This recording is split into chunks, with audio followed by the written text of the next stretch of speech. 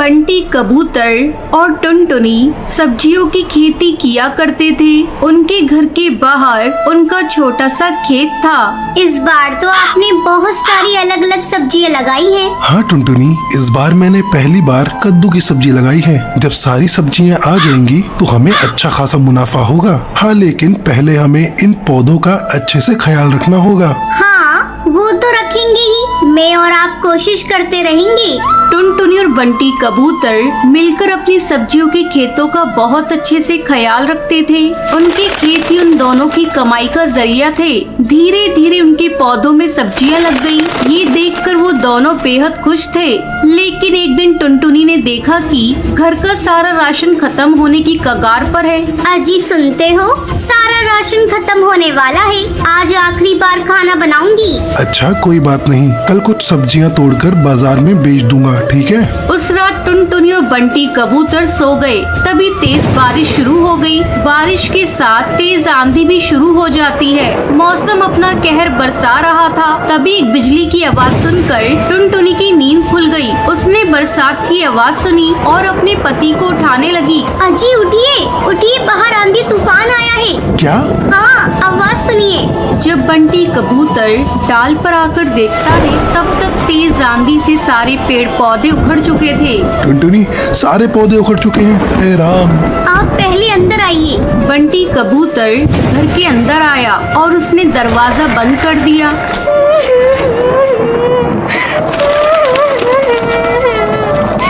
हे राम, अब हमारा क्या होगा?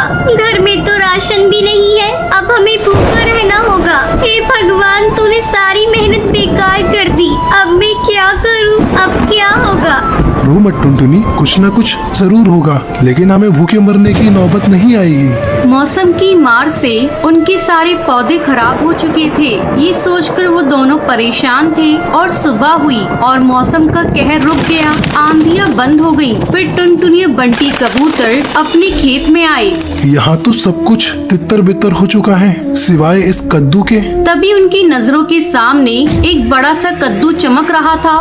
मैं सोच रही हूँ, इसे बेचकर ज्यादा पैसे तो नहीं मिलेंगे। क्यों ना हम इसे घर में ही रखें। कम से कम इसकी सब्जी बनाकर कुछ रोज हम दोनों का पेट तो भर सकता है। हाँ, तुम सही कह रही हो टुनटुनी, चलो इसे अंदर ले चलते हैं। बंटी कबूतर ने उस बड़े से कद्दू को उठा लिया और दोनों घर के अंदर चले गए। बंटी कबूतर ने कद्दू को रसोई में रख दिया। मुझे चाकू देना टुनटुनी। टुनटुनी ने बंटी कबूतर को चाकू दिया और जैसे ही बंटी कबूतर ने उस बड़े से कद्दू को चीरा तो उसमें से चिड़िया के बच्चे की रोने की आवाज आने लगी। ये क्या? आप आराम से चीरिए। बंटी कबूतर ने आराम से कद्दू को चीरा तो उसके अंदर उन्हें एक छोटी सी चिड़िया की बच्ची दिखी। है, ऊपर वाले कद्दू में ये बच्चे कैसे आ गई? ये कुदरत का करिश्मा है। हाँ, लगता है इसे भूख लगी है। इसके लिए थोड़ा दूध ले आऊं, पर घर में तो दूध भी नहीं है। एक काम करती हूँ, पड़ोस की हरी काकी से ले आती हूँ। जब तक आप इसे संभालिए। टुनटुनी दूध लेने पड़ोसन के घर चली गई और यहाँ बंटी कबूतर चिड़िया के बच्चे को देखने लगा। भला कद्दू के अंदर ये चिड़िया का बच्चा कैसे आ गया? लगता है ये कोई मामूली चिड़िया नहीं है, जरूर ये करिश्माई है। कुछ देर बाद टुनटुनी दूध लेकर आ गई। टुनटुनी ने जैसे ही बच्ची को दूध पिलाया, वैसे ही उसके पंखों से सोने के सिक्कों की बारिश होने लगी। सोने के सिक्के देखकर बंटी कबूतर और टुनटुनी दोनों हैरानी में पड़ गए। कहीं ये ख्वाब तो नहीं? नहीं, ये सब हकीकत है। ये चिड़िया कोई आम चिड़िया नहीं है, ये जरूर कोई जादुई चिड़िया है। अब हमें क्या करना चाहिए? हमें इसका अच्छे से ख्याल रखना चाहिए जब तक इसके माता पिता नहीं मिल जाते। अब तक हम गरीब थे, लेकिन इतने सारे सोने से हम अमीर बन गए हैं, तो अब हमें गरीब पक्षियों की मदद करनी चाहिए। आप बिल्कुल सही कह रहे हैं। गरीबी की तकलीफ क्या है वो हमें ही पता है। टुनटुनी और बंटी कबूतर ने उस चिड़िया का बहुत अच्छे से ख्याल रखा और सोना बेचकर मिले हुए पैसों से दोनों ने गरीब पक्षियों की मदद करना शुरू कर दिया। वो दोनों रोज जंगल के गरीब पक्षियों को खाना बांटा करते थे। ऊपर वाला तुम्हें हमेशा बरकत दे। शुक्रिया कालू कौवे, शुक्रिया। टुनटुनी और बंटी कबूतर गरीब पक्षियों की मदद करके अपना जीवन खुशी खुशी बिताने लगते हैं।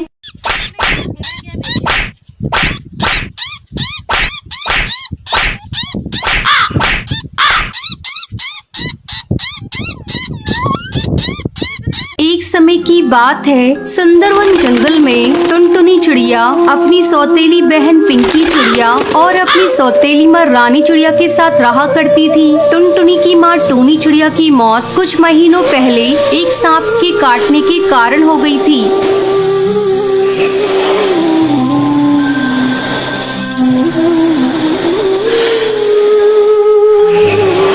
तब बंटी कबूतर एक विधवा चिड़िया से शादी कर लेता है। पिंकी चिड़िया उसी की बेटी थी। पिंकी चिड़िया टुनटुनी पर बहुत अत्याचार करती थी।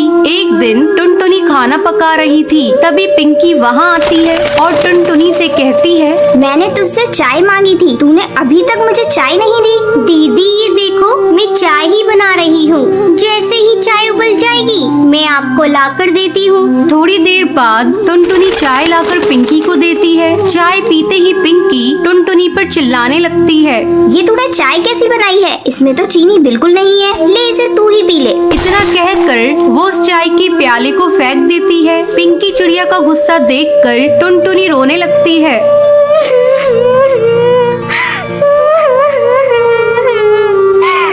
टुनटुनी की रोने की आवाज सुनकर रानी चिड़िया वहाँ आती है। तब टुनटुनी रोते हुए उससे कहती है,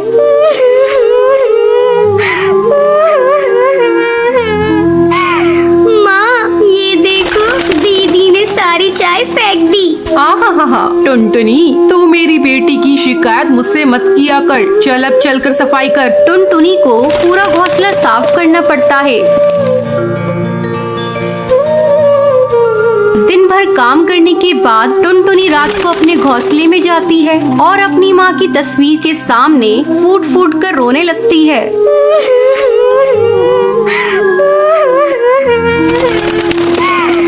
माँ तुम मुझे छोड़कर कहाँ चली गई? पिंकी चिड़िया मुझे बहुत सताती है। पापा भी अब मुझसे पहले की तरह प्यार नहीं करते। वो रोते रोते सो जाती है। अगले दिन पिंकी चिड़िया स्कूल जाने के लिए तैयार हो रही थी। अरे महारानी, मेरा स्कूल ड्रेस कहाँ है? तूने प्रेस तो कर दिया है ना? पिंकी के चिल्लाने की आवाज सुनकर टुनटुनी वहाँ आती है और कहती है, नहीं दीदी, कल मेरा हाथ रोटी बनाते समय जल गया था, इसलिए मैं प्रेस नहीं कर पाई। तू खा खा कर मोटी हो गई है, तुझे चर्बी चढ़ गई है, अब तुझसे कोई काम नहीं होता। माँ इसे अभी इसी वक्त घर से बाहर निकालो, अब ये हमारे किसी काम की नहीं। तब रानी चिड़िया पिंकी से कहती है, बेटा अगर हम लोगों ने इसे घर से बाहर निकाल दिया तो इसका बाप हम लोगों को भी घर से निकाल देगा। इसका दूसरा इलाज है मेरे पास। इसी तरह कुछ दिन गुजर जाते हैं। अब रानी चिड़िया टुनटुनी को खाने के लिए बहुत थोड़ा सा खाना देती थी। धीरे धीरे